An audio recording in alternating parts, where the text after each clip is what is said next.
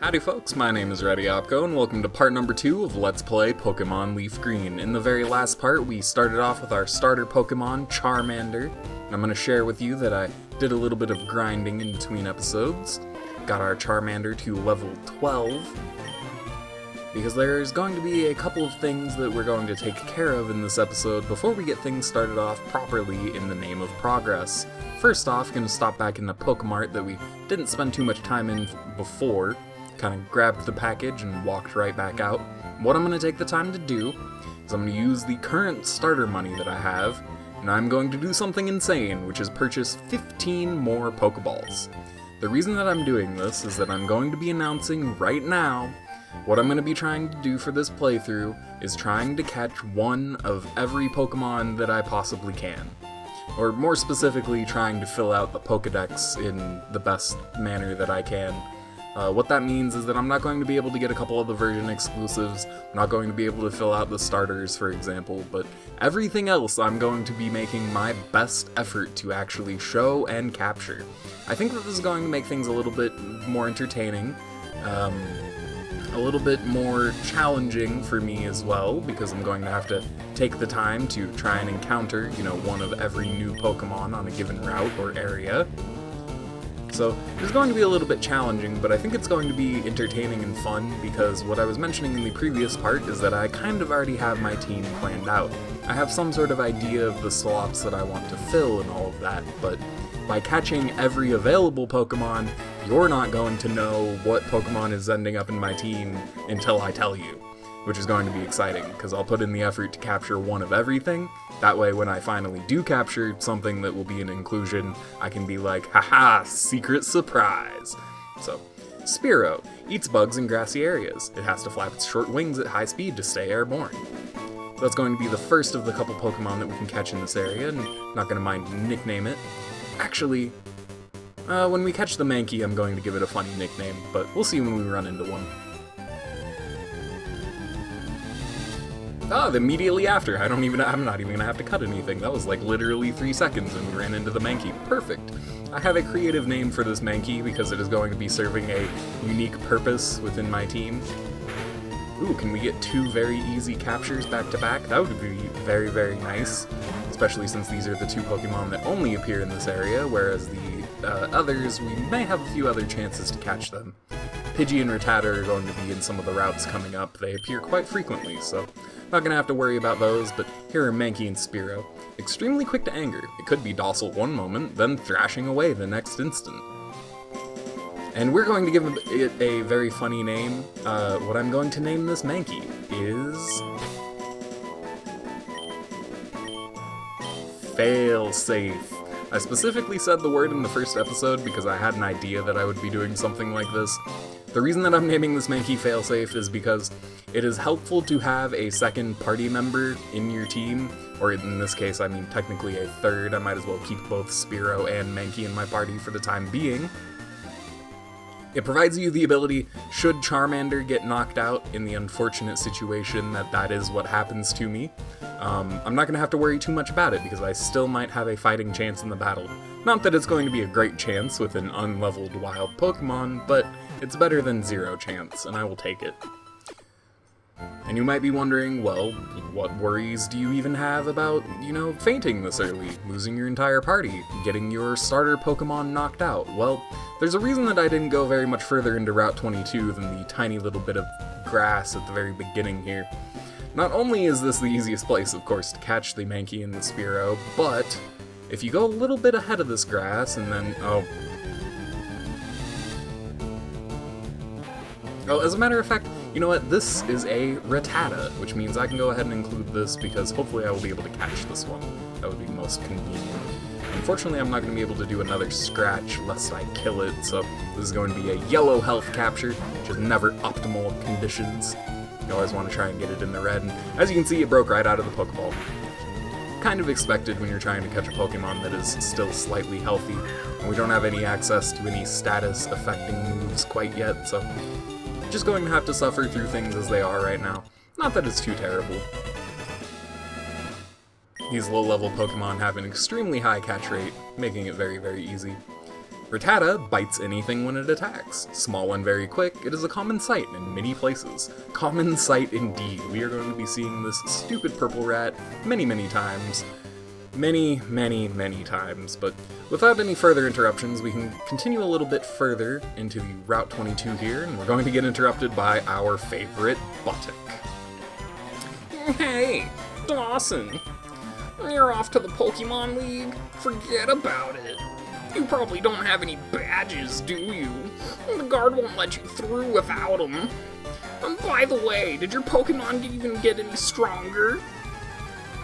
Well, I would be happy to show you, good Buttock, that my Pokemon did indeed get stronger. And as a matter of fact, I have more in my team currently than you do, which is not a huge, giant advantage in this particular instance, because his Pokemon actually have, like, levels on them.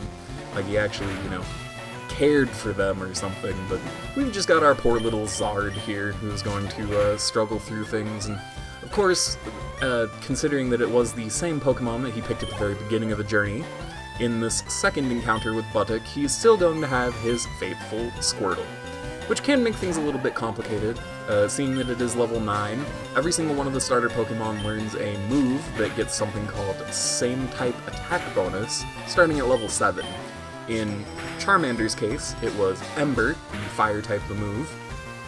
In Squirtle's case, it gets Bubble, and I believe that Bulbasaur gets Vine Whip, although I'm not 100% sure if I'm remembering that correctly. I'm gonna be super safe here and use that one potion that I got earlier.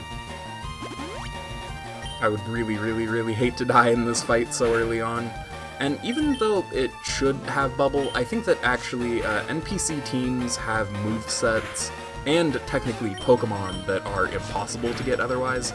For example, Pokemon that are at a lower level than they should be to be at their current evolution state, or in this case, Squirtle not using Bubble against Charmander whatsoever. And I kinda do feel like I just lucked out, but considering that he doesn't have the ability to take us out in an actual, productive way, I'm not too surprised. I heard the Pokemon League is crawling with tough trainers. I have to figure out how to get past them. You should quit dawdling and get a move on. Well, I'm trying to get a move on, but here you are interrupting me with meaningless battles. Although that battle, I struggle to call it meaningless. It had two meanings. First, we got to slap that Buttock once again. And second, important experience for our lovely Hazard. He appreciates it, I'm sure. And I suppose now is the time to come out. I did the first video of this project. I recorded it 4 times before I was finally in a state where I was happy with it, which is crazy. I never re-record something 4 times, but for this particular series I was really feeling it, and I really wanted to, get things going with strong energy. But in doing so, I had a female Charmander during the practice runs, and now I am stuck with a male one. It's only a 12.5% chance to get a female one, so it's pretty rare. Well now, I've had my coffee and that's what I need to get going. What is that red box you have? Oh, so you're working on your Pokédex. Then let me give you a word of advice. Whenever you catch a Pokémon, the Pokédex automatically updates its data. You don't know how to catch a Pokémon? Well, actually, sir, I've caught 3 Pokemon. I have 4 in my party. I suppose he's going to go ahead and show us anyways. He's even going to take us through all of the menu prompts, although at least it doesn't have the big obnoxious pointer hand to be like, here is the thing that you need to click on, like they did in some of the later generations. Playing through this now has actually kind of reignited my interest in Sword and Shield. Initially I was kind of trying to be part of the crew that was, it ain't got the full Pokédex, I'm not interested, but considering the way that things are now, I'm really interested to see what kind of, if any, changes have been made to the formula. There. Now tell me, that was educational, was it not? And here, take this too. We obtained the TGTV. If there's something you don't understand, watch that. It will teach you about the basics of being a Pokémon trainer. Thank you very, very much, old man. I'm very appreciative for the Teachy TV. However, that is going to sit in the inventory completely unused for the duration of our adventure together. Considering that as an adult, I no longer need it, but when I was playing this game as a wee 5-6-year-old or whatever it would have been, the Teachy TV was actually a really helpful tool to be able to learn how to play the game. I have to admit. It's kind of important, I think, to look at tutorialized things like this, not just from the perspective of, people that have played every single title in a given series and have been playing it for years and are already a grown adult. Especially Pokemon. This series in particular, because of anything else, I will make jokes sometimes saying that something is, for kids, and then I'll try to walk it back because I don't want to make such a strong statement, but nah, Pokemon is for kids, man. It really is a series primarily aimed at children, so these kind of tutorializations are actually welcome in my eyes, because I had a personal experience of it actually helping me figure things out as a kid, so if anyone else can get that experience, shouldn't we let them? Pidgey. A common sight in forests and woods. It flaps its wings at ground level to kick up blinding sand. Give a nickname to the captured Pidgey. As a matter of fact, I am going to give a nickname, despite the fact that I don't actually plan on using this guy in my team. I'm just gonna go ahead and name it the name. So, I had mentioned before in the previous part that Pidgeot is my favorite Pokemon of all time. Well, it caused me to name my very first pet, my pet cat, Pidge. So, I'm gonna keep that Pidgey as Pidge, just as a fun reminder. As much as I would love to use a Pidgeot in my actual, team moving forward, it is unfortunately not one of the stronger types of Pokemon. I have to admit to myself that even as much as I like it, it's just simply bad. Oh, and I suppose I should actually mention why I'm running around in the grass on this route. There are 2 new Pokemon. But actually, considering where we're going to be going to next, I think that I can move on. There are 2 new Pokemon in Route 2. You have the ability to catch here Weedle and Caterpie, both of which are bug-type Pokemon, although I believe Weedle is bug poison as compared to regular bug-type. Both Pokemon share the same feature, that they reach the final evolution of their tree by level 10, which is extremely, extremely early for any given evolutionary tree. For example, our poor Charmander here will not be reaching its final evolution stage until level 36 in comparison, so pretty huge gap between 10 and 36 if you think of it like that, but here's one of the new Pokemon right here. We've got Weedle, as I was mentioning before. Now, I think that Weedle, personally, is adorable. Like, look at that cute little guy. Isn't he so cute? He's just a little wee bug-type dude, trying to be a bug, do bug-type stuff. Try not to get eaten by the Pidgeys. If you actually read, there are some Pokedex entries in some generations that are absolutely, like, bird-type Pokemon eating bug types and stuff like that. Often found in forests, eating leaves. It has a sharp stinger on its head that injects poison. Excellent, excellent. More additions to the party are always welcome. More fail-safes, as it were, just in case our Lord and Savior Charmander should fall. But of course, we can't. Wow, I really messed up trying to say that.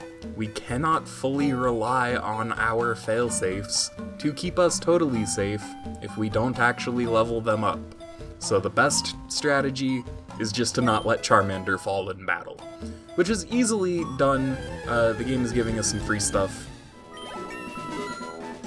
At the very end of that battle, Hazard grew to level 13, and I believe this is going to give us something special along with these stats. Hazard learned Metal Claw. Metal Claw is a Steel-type attacking move, which is really, really interesting. I actually kind of get the feeling that Metal Claw was only added into Charmander's Learn set, specifically because otherwise you have a really bad time for the first 2 gyms in the Kanto region. I get the feeling that's the only reason that it's there, to make Gym 1 a little bit easier, but I could be just theorizing. They could have added it because they genuinely thought that it had a good place on Charmander's move pool. Hey, you have Pokemon! Come on, let's battle him.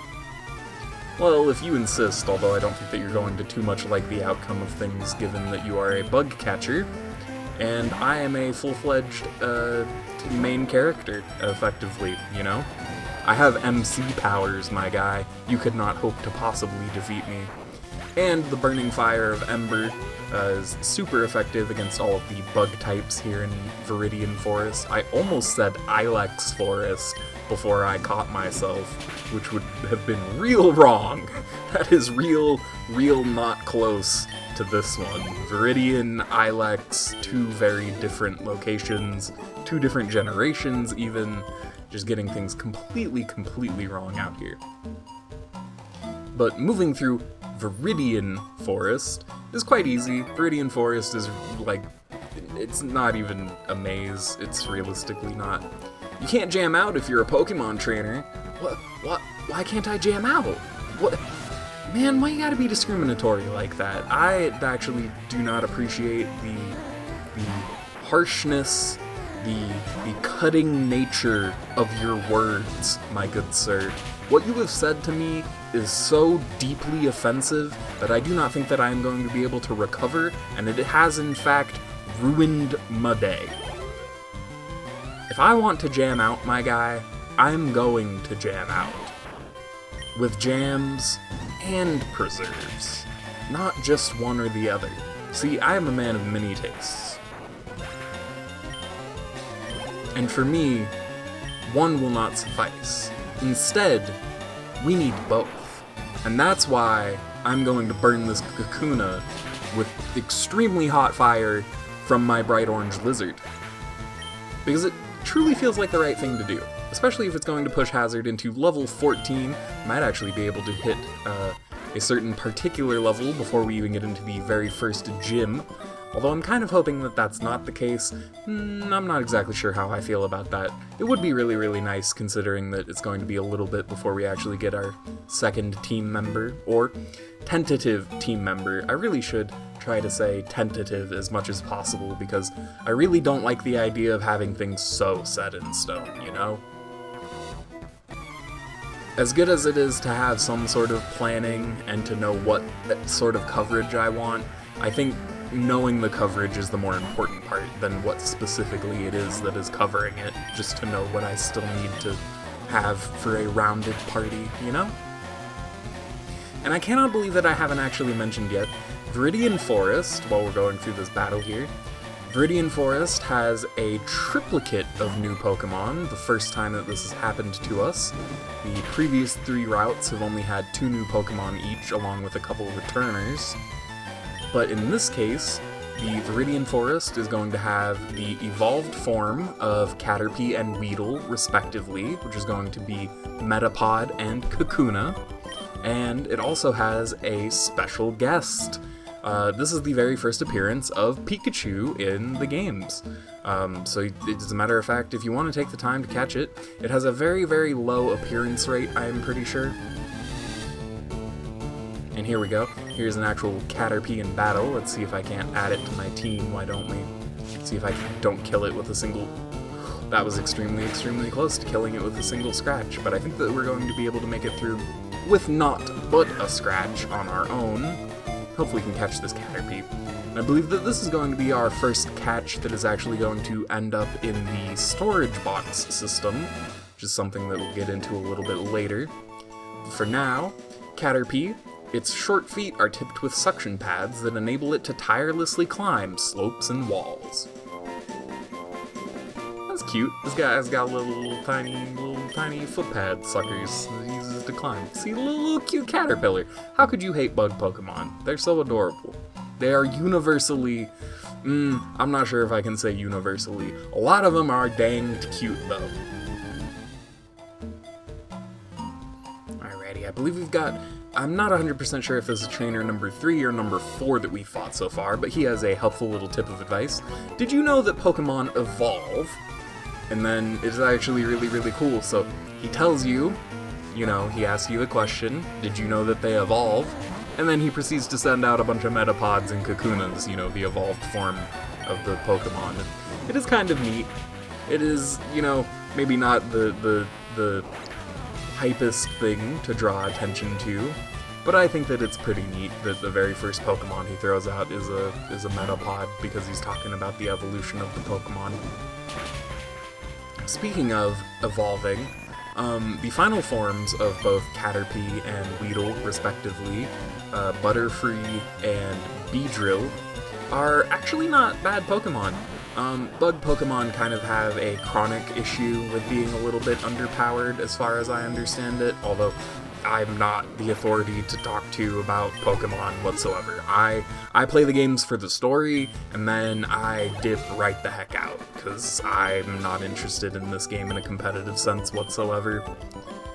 But as far as that is concerned, as far as, actually just using them to clear the story, Beedrill and Butterfree are fine.